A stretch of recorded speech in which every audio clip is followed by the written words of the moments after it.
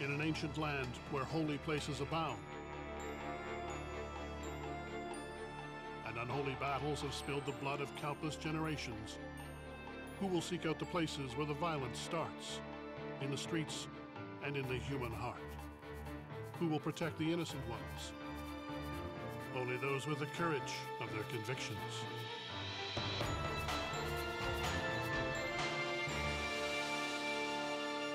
I first felt a call of God to be an Anglican minister when I was about 13 years old. I think at the time I felt kind of vaguely that I had an important message to give to the world. What the message was and how it should be presented changed a lot as I grew up. Today, at the age of 76, Reverend Bill Baldwin's message is about peace, and he presents it by putting his personal safety on the line in the heart of the Middle East conflict. Reverend Bill can't stop Israeli tanks or Palestinian suicide bombers, but he believes he can make a difference in the West Bank town of Hebron.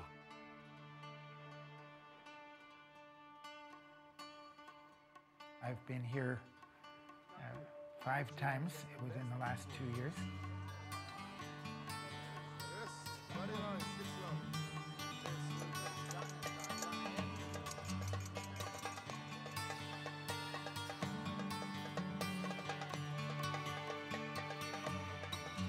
It's a beautiful city with beautiful people. A lot of things happening that are definitely not beautiful. When violence erupts here, it's ugly and personal. The aggressors and their victims are often very young. Children have been attacked by Jewish settlers on the way to school or from school. They've also suffered some violence from soldiers. We go with them and we watch out for them. Bill seeks to protect Hebron's children as a member of Christian peacemaker teams alongside Father Bob Holmes. Our motto is getting in the way, and it is a double meaning. The first Christians called themselves the Way, Jesus' Way. But getting in the way also means getting in the way of violence. And we go into very violent situations, and we try to dream ways of reducing that violence. According to team member Richard Meyer, they are equal opportunity peacemakers. We'll intervene if there are Palestinian kids throwing stones. We'll try to stop them from doing that because we don't think that's sensible or effective behavior on their part. It's not the right thing to do for anyone. There's Al Fayha Girls' School. You'll see some graffiti on the gate. It says, "Death to Arabs." Yeah. By international treaty, half of Hebron is controlled by Palestinians and half by the Israeli army. The reality is something else.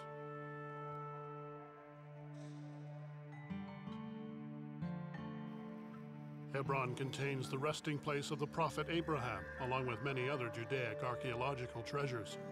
Some Orthodox Jews fear holy sites will be defiled unless the entire old city becomes a Jewish enclave.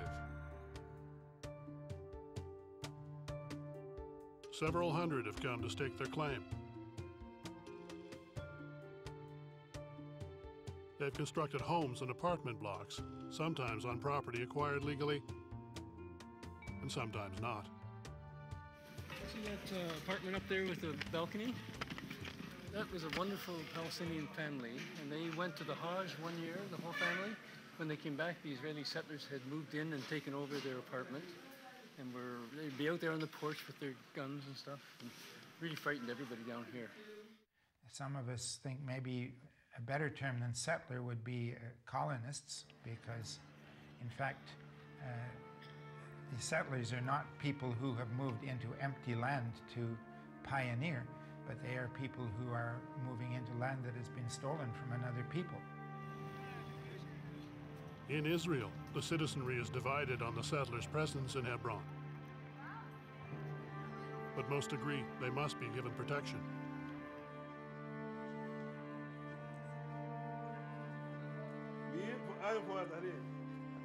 But it's a settlement. That's why there's so many soldiers in this area. The soldiers create buffer zones by demolishing the homes of Palestinians. Where buffer zones are impractical, they build walls. Okay, was that alley walled off when you were here? I don't think so, no. No. This neighborhood, Abu Snaini and Karantina, a lot of children from there come down to these schools too, and they used to just come out of these, well, all the streets of a city, but now this perimeter of the heart of the city has been walled off to the Palestinians who live all around it.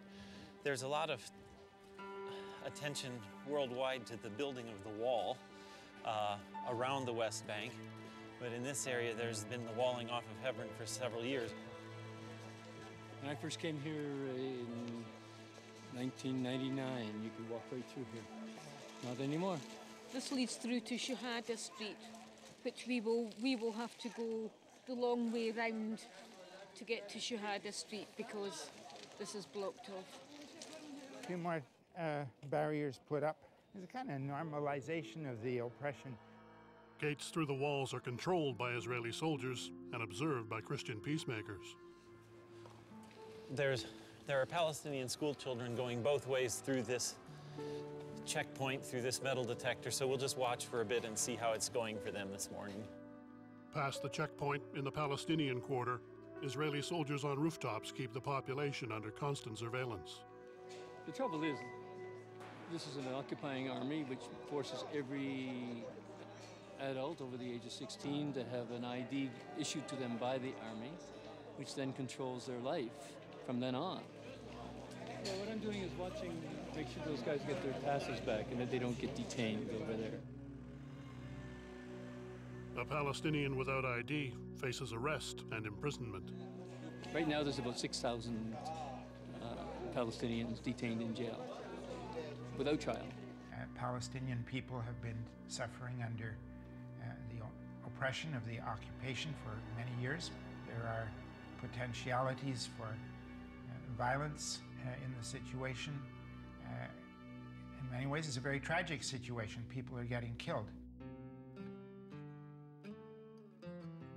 On a side street in the Palestinian quarter, the peacemaker team shares a modest flat. Janet is from Scotland. She's a member of the Scottish Episcopal Church. John Lyons is from England. He is a Quaker. Diane Rowe is our coordinator. She has been with the team longer than anybody else. This picture of Tom Fox, taken hostage in Baghdad, and he was killed. Bill is well aware peacemaking may put his life in danger. I'm not hoping for that, but you know, there are times when one has to take risks for what one believes to be right. But are these peacemakers brave or simply foolhardy? And why do these Christians care about what happens in this ugly conflict between Muslims and Jews?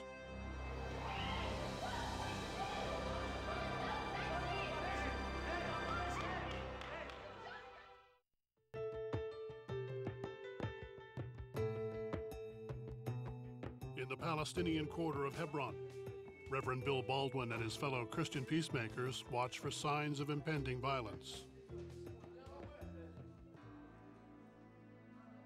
I don't think that we in CPT are here to teach people about solutions. We are here to stand in the way, to create room for healing, and to help others who are working to find solutions, peaceful and just solutions. Until recently, Bill was not concerned about the plight of Palestinians. The suffering that I learned of the Jewish people, this made me so sympathetic to the Jews that for a long time I was insensitive to what was happening to the Palestinians. I think prejudice is a terrible thing. It's so easy to lose sight of the face of another person to the point where you stereotype them and you say that all Arabs are terrorists or all Jews are terrorists, and call a person a terrorist because of the nation or the race that he belongs to. And this is something that needs to be overcome. Today, thankfully, the last stragglers make it to school with no rocks thrown, no guns drawn. We find that just by being here and watching, people are less likely to be violent. We call it the grandmother effect. There are lots of things you wouldn't do if your grandmother was watching you. In Bill's case, it's more than that. During a long career, he's promoted peace in Hiroshima, among Native people in Canada's north, and at a peace center on the line separating North and South Korea. I could talk to communist Koreans, right-wing Koreans. The outsider sometimes can help to bring people together and help them in working on their own problems. But in Hebron, being an outsider has not helped Bill to bring people together. Jewish settlers rarely even talk to him. Palestinians are another story. Come inside.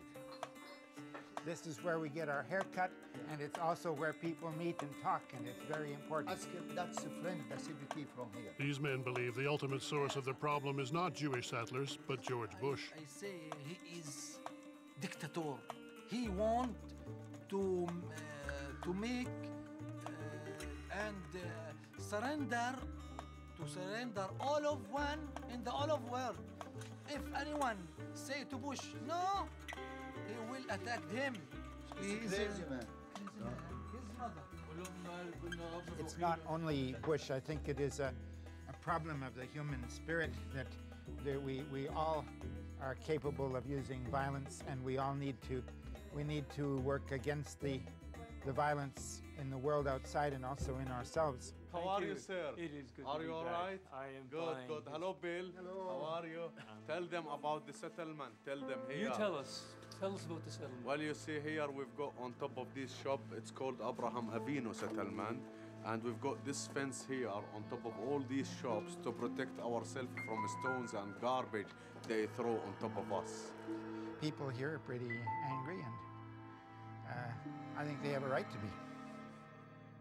We asked settler spokesperson David Wilder for the settlers' side of the story. And I'll tell you the truth, it's initiated by both sides, okay? The kids here aren't bashful also, and they know what's happening. And of course there's frustration and there's anger. If the Arabs are willing to accept a Jewish presence, both here in Hebron and here in the state of Israel, then the conflict will be able to easily come to an end, as long as there is strategic decision to try to wipe us off the map. The conflict will continue because we don't have any plans to leave. Listening to David Wilder, one might think the settlers are being pushed out of Hebron. Bill sees a different picture. It was prepared by the Hebron Land Defense Committee, and it shows how Jewish settlements have been placed throughout the Hebron district and how much of the Palestinian land has been taken. We used to go outside here to big streets, to big markets, a lot of shops, to see the vegetable and the fruit market, the cemetery. It seems to be so empty now. It's a shame.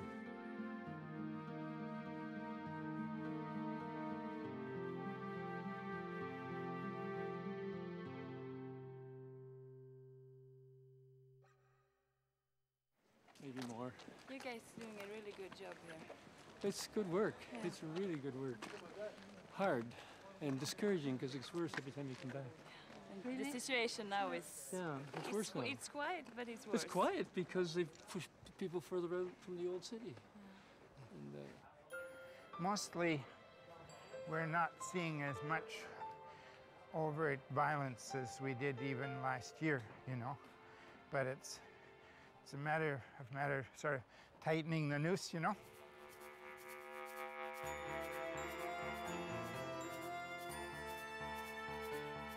One might think that Palestinians would be wise to leave the old city to build new, more peaceful lives in the surrounding hills. But even here, as Reverend Bill will soon discover, there is urgent work for peacemakers.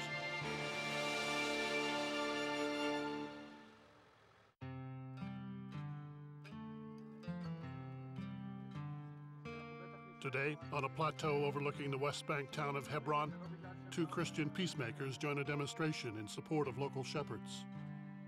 And we're meeting with some really beautiful people, Israelis and Palestinians and some internationals who are working together for peace, and some bad things are happening. We're here to witness against the confiscation of Palestinian land.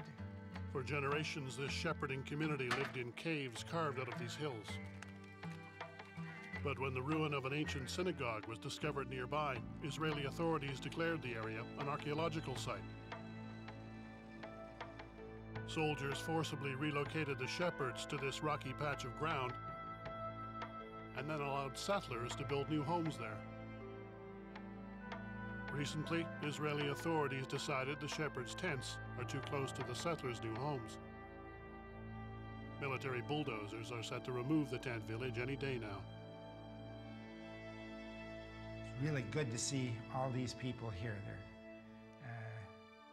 It really encourages me to know that there are so many people who are together with me in a struggle that's very important to me. Sometimes people accuse me of being one-sided because I do identify very much with the Palestinians in their struggle. It may seem that if I am very pro-Palestinian, that might make me anti-Israeli. I don't think that is true, because I think in helping the Palestinians, I'm also helping the Israelis. I was 30 years cameraman at the Israeli television. If we wouldn't have the settlers, we could make peace. We could make 2 states on the border of 67. And the only reason is that it's not these borders, is because of the settlers. I'm from Barber-shop. It's my hope for Israel and for the Palestine. You know, just live, you know, one by another, you know, side by side, normally. As the day progresses, the Israeli army presence increases.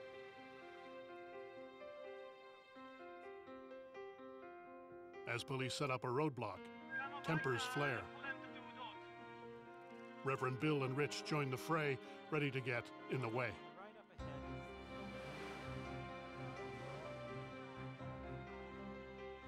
Not long ago, a similar demonstration was met with a violent response from Israeli soldiers.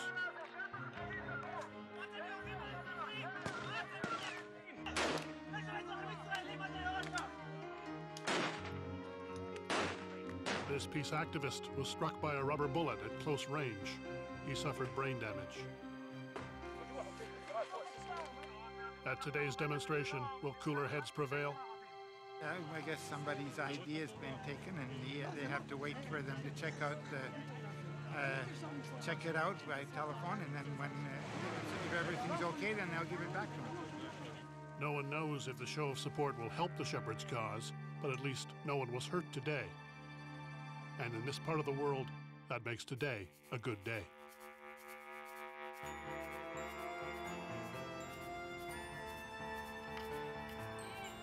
It's now mid-afternoon, as the peacemakers return to protect children on their way home from school. They spot Israeli soldiers on the run with weapons drawn, preparing to attack. In the West Bank city of Hebron, Israeli soldiers crouch near the entrance of a Palestinian school, guns at the ready. Children walk through the line of fire, but no one shouts a warning.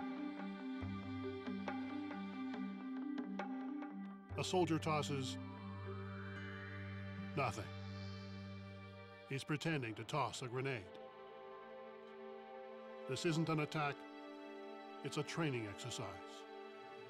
It's a problem when the soldiers do training exercises like this in the middle of a town with people coming and going to school, and a little disruptive and I think a little dangerous.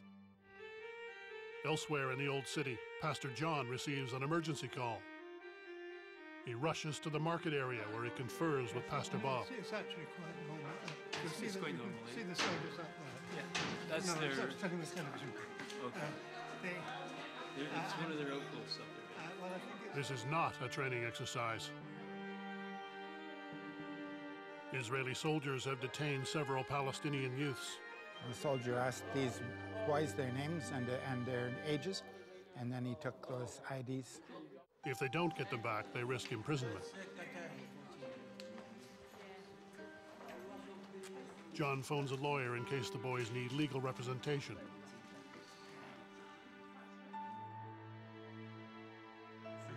And I wish everybody who was carrying a gun believed that there's a better way.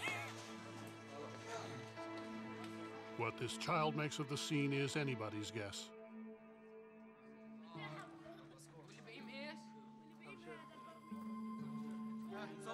Soldiers questioned 4 teenagers who were caught entering the Israeli quarter through a hole in a wall. Are there regulations about soldiers searching, doing body searches on children under 14 years of age? It turns out the boys just thought the hole would make a great shortcut home from school. When I see boys being held at gunpoint against a wall in the market, it makes me very sad. It makes me sad, especially since very often these are boys whom I know and whom I consider as friends. Unfortunately, I have to admit that sometimes my emotions are blunted because I've become accustomed to that situation. It's become normal for me. But it is a sad situation. I'm sad for the boys themselves. I'm also sad for the soldiers, who very often are not much older than the boys. And under different circumstances, they might be friends.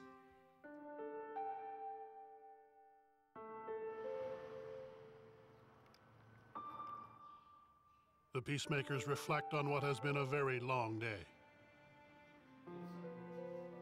People have mixed views. My daughter's not very happy. She thinks the work is good, but just doesn't want her mother to do it. So I do find it difficult. I find it difficult when the settlers call me a Nazi.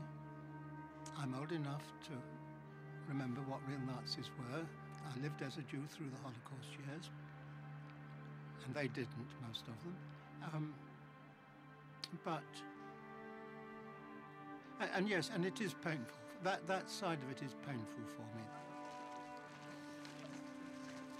Has anything gotten better here? I think so.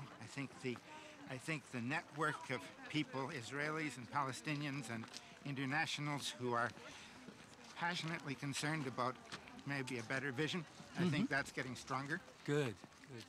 I think when you are engaged in working for peace and with other people who are also working for peace, that we are changed within ourselves, that it does have a transformative effect on us.